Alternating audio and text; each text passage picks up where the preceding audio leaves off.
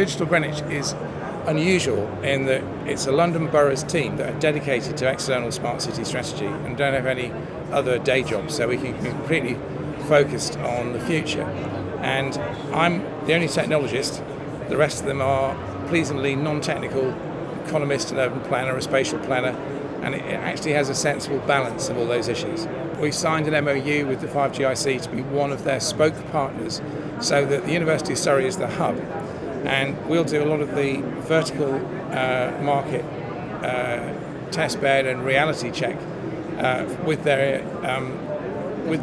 blessing, if you like, through their member community and using their core. We'd been introduced to the ETSI senior management team,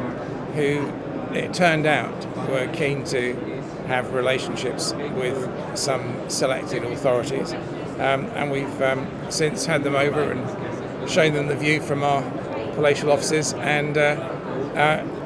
where we're heading is that as ETSI provides advice to its members on the creation of smart cities, that will become, if you like, a development template and a contributor to a sort of ETSI playbook. In order to create a market where, critically, investors will come in at their own risk, then we need to create a way of engaging a big enough marketplace. And that started off with talking to individual investors about how if they came into things for us, we would help them to sell on. But what it's now developing into, because of the help coming in from a legal practice, is to create a new co that will be owned by multiple authorities and will then open up a multi-lot framework in which we can do that collaboration across a technology stack without having to run to formal public procurement every time we spend over the limit.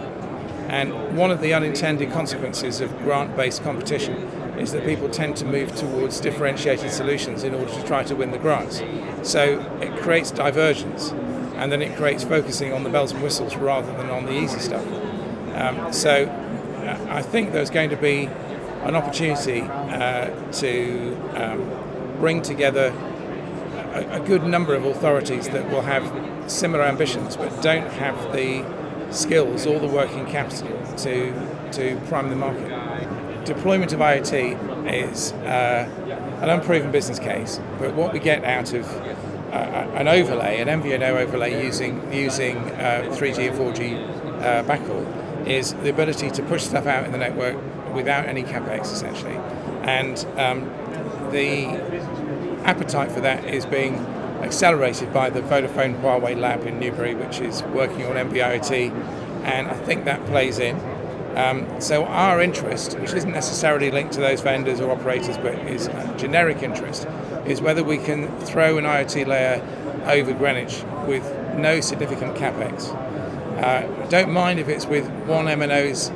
SIMs, or it could be with agnostic SIMs, and the economic options in that are very different as to who's paying and what the drivers are, but it's potentially gets quite interesting if you think about all the various possibilities of doing it, and that's why we want to play with it a bit and see whether in reality you can operate, whether it be connected homes, building sensors, street stuff, street lights, traffic counting,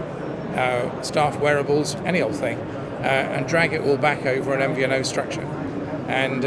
if we can, then we've got a rapidly replicable situation in other cities. And then when it gets really interesting is you can run that MVNO network multi-city from one centre without any worry about the municipal boundaries.